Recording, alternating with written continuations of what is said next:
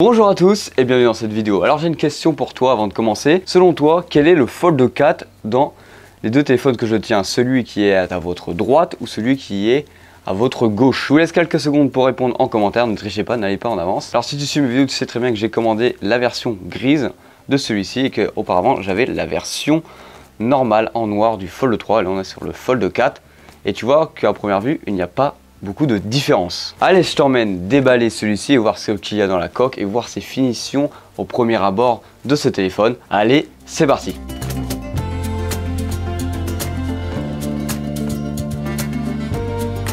Alors voici la boîte du Fold 4. Elle se présente de cette manière-là. C'est clairement la même boîte que le Fold 3 de l'année dernière avec juste un petit cadre qui a été ajouté juste ici. Dans un premier lieu, on va venir déballer le Note Package qui nous est livré si on précommande le téléphone. Et alors, qu'est-ce qu'on va retrouver à l'intérieur de celui-ci? Normalement, on est censé retrouver une coque, un chargeur et le stylet.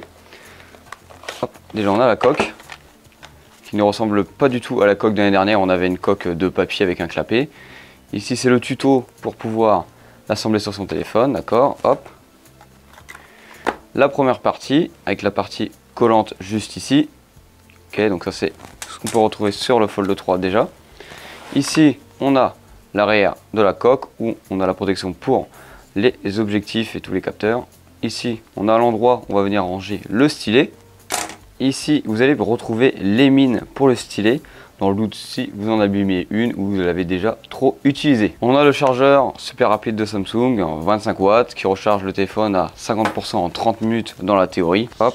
Ici, on a le petit stylet qui m'a l'air d'être exactement le même que sur le Fold 3. Alors juste ici j'ai la coque du Fold 3, on va voir si c'est le même stylet clairement.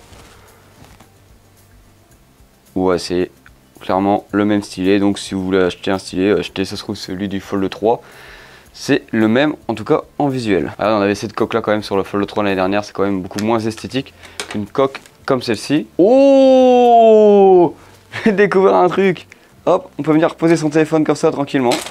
Bon, tranquillement avec l'autre partie. Ah d'accord, j'ai compris. Donc on a quand même deux ustensiles. En gros, deux personnalisations sur la coque. Ça pour faire tourner le téléphone. On testera après. Et ici, tu vas venir rentrer l'étui de ton stylet pour pouvoir l'emporter. Et ça, c'est vraiment utile parce que clairement avec mon Fold 3 maintenant, je n'utilisais pas du tout le stylet parce que je le perdais et il ne pouvait pas être accroché à mon téléphone. Bon, il n'est pas dedans, mais c'est déjà beaucoup plus pratique qu'auparavant. Maintenant qu'on a tout déballé, on va venir déballer le plus intéressant, le téléphone en lui-même. On a une petite boîte, donc on n'a rien dedans à part le téléphone. Je vous avoue que j'ai déjà déballé parce que ouais, voilà, je voulais tellement le voir avant de faire la vidéo. Alors dedans on a quoi? Un petit tige ici pour enlever la carte SIM, des papiers qui servent à rien, et on doit avoir le fil pour mettre sur le chargeur qu'on a eu avec en cadeau. Bon, c'est pas un cadeau, hein, ça devrait être normal qu'on ait notre chargeur normalement notre téléphone. C'est un type C vers un type C, d'accord. Et ici on a la bête en question. Là-dessus on est sur le gris anthracite, une couleur qui sort un petit peu plus de la norme habituelle du noir et de l'autre téléphone beige. Alors j'ai commandé sur la chaîne la version Bordeaux, bien sûr qui arrivera beaucoup plus tard que celui-ci, parce que ouais, dans la théorie ils le font sur demande. Et après dans la boîte on n'a rien d'autre du tout. On va venir enlever le blister. Voilà, on enlève le blister du téléphone. Hop là, moment satisfaisant pour ceux qui aiment l'ASMR.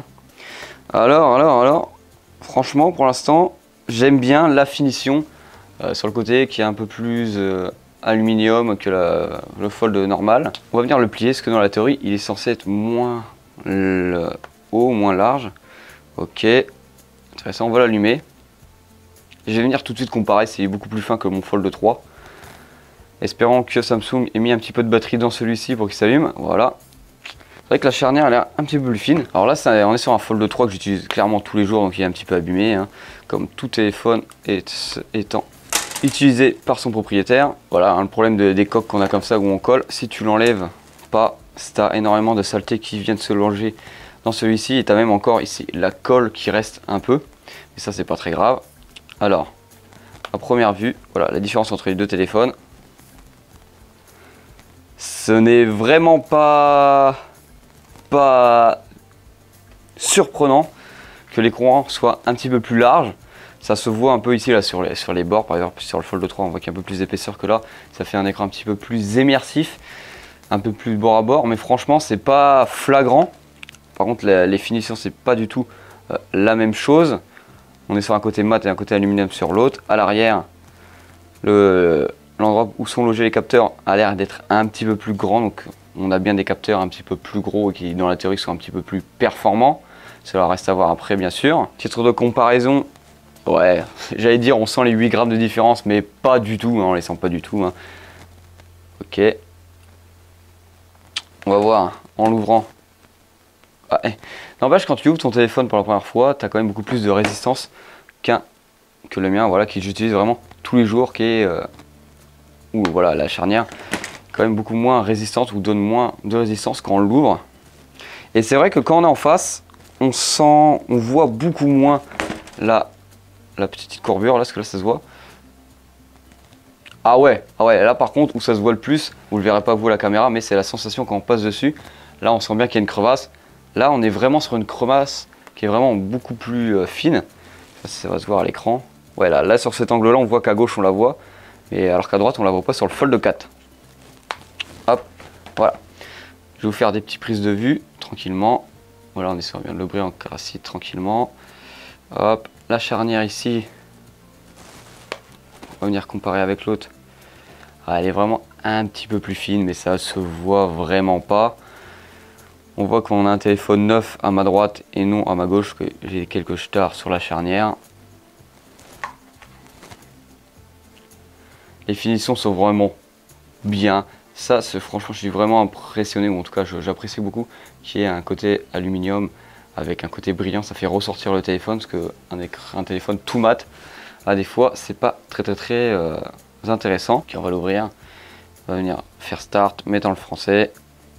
Pour voir la sensation de l'écran, si elle est plutôt pas mal ou pas. On va se mettre en français. La France est de France. Est-ce qu'on a une petite protection aluminium, n'importe quoi, petite protection, un petit fil plastique? Il doit en avoir une, mais je n'arrive pas à la sortir si on la voit juste ici. Voilà. Donc mes premières impressions sur ce téléphone, c'est que ça a l'air plutôt pas mal. Pas mal du tout. On va venir y mettre la coque de protection rapidement.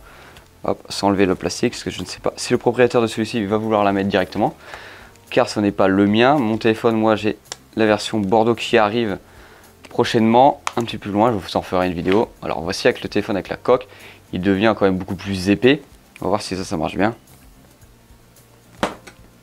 Ouais, est-ce qu'on peut plus le relever? On a l'air d'avoir qu'une seule position sur la coque.